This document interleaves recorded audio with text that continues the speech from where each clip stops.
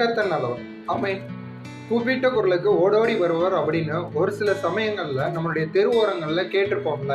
ஆனா அவங்கலாம் சொன்னது வெறும் வார்த்தை தாங்க. உள்ளத்தின் ஆழத்துல இருந்து சொல்லியிருப்பாங்களா? இல்ல அப்படி நமக்கு ஒரு நெருக்கம், ஒரு அவசரம் அப்படின்னு கூப்பிடும்போது அவங்க வருவாங்களான்னு கேட்டா கண்டிப்பா மாட்டாங்கங்க. ஏன்னா அவங்க மனுஷங்க. சரி, இதை எதுக்குங்க இந்நேரம் என்று சொல்றீங்க அப்படின்னு கேக்குறீங்களா? தேவனுடைய பிள்ளைகளா இருக்கிற நமக்கு உதவி செய்யும்படியாக தேவனுடைய கண்கள் நம்மை நோக்கி கொண்டு இருக்குதுங்க.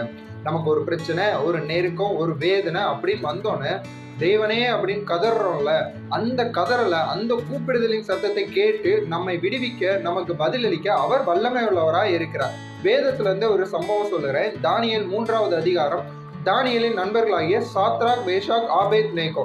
இந்த சம்பவம் உங்களுக்கு தெரியும். அதாவது ராஜாவை வணங்கணும்னு கட்டளை வருது, நாங்க வணங்க மாட்டோம் அப்படின்னு சொல்றாங்க. அந்த நேரத்துல ராஜாவின் மூலமாய் தண்டனைக்கு உட்படுத்தப்படுகிறாங்க. இது ராஜாவின் மூலம் சொல்ல முடியாது. அந்த 3 பேரை பிடிக்காம வஞ்சிக்கிறவர்களுடைய தந்திரத்தினால இவங்க 3 பேரும் குற்றம் சாட்டப்பட்டு எரிகிற நெருப்பு சூளையில போடப்படுகிறாங்க. எப்படின்னா, நார்மலா இருக்கிறத விட 7 மடங்கு அதிகமா போடுறாங்க. இவங்களை கொண்டுட்டு போய் போட்டவங்க கூட கருகி உயிரை இழந்துடுறாங்க அப்படின்னு சொல்லப்பட்டிருக்கு. ஆனா இவங்களுக்கு ஒரு சேதமும் அணுகல. கொஞ்ச நேரத்துல ராஜா பாக்குறாரு, 3 பேர் தான் நம்ம போட்டோம், 4வது ஆள் யாருன்னு கேட்கும்போது தேவன் அங்க உலாவி கொண்டு இருக்கிறார். தேவனுடைய பிள்ளைகளா இருக்கிற நம்மளுக்கு ஒரு பிரச்சனை அப்படின்னா அந்த இடத்துல தேவனுடைய பிரசனம் இருக்குங்க. தேவன் மேல நீங்க எவ்வளவு தூரம் வைராகியம் வைத்திருக்கிறீங்களோ, எவ்வளவு தூரம் விசுவாசம் வைத்திருக்கிறீங்களோ, உங்களை தேவன் கைவிடுகிறவராய் இருக்க மாட்டாருங்க. நான் உன்னை விட்டு விலகவும் இல்லை, உன்னை கைவிடுவதும் இல்லை அப்படின்னு தேவனுடைய வார்த்தை சொல்லி இருக்கிறதுல நீங்க தேவன் மேல விசுவாசம் வைத்து பாருங்க.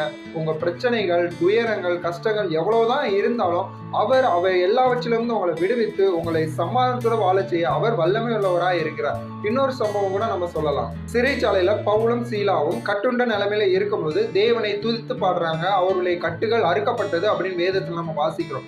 இதே மாதிரி இன்னும் நிறைய விஷயங்கள் சொல்லலாம். நீங்க தேவன் மேல விசுவாசம் வைங்க. உங்க வாழ்க்கையில எவ்வளவு போராட்டங்கள், அவமானங்கள், கண்ணீர்கள், கஷ்டங்கள், பலவீனங்கள், வியாதிகள், மரணத்திற்கு ஏதுவான காரியங்கள் வந்தாலும் தேவன் எல்லாவற்றிலும் இருந்து விடுவித்து உங்களுக்காக வைத்திருக்கிற நோக்கத்தின் நேராக வழிநடத்தி உங்களை ஆசீர்வதிக்க அவர் சித்தமுள்ளவராய் இருக்கிறார். கர்த்தர் உங்களை ஆசீர்வதிப்பாராக. ஆமென்.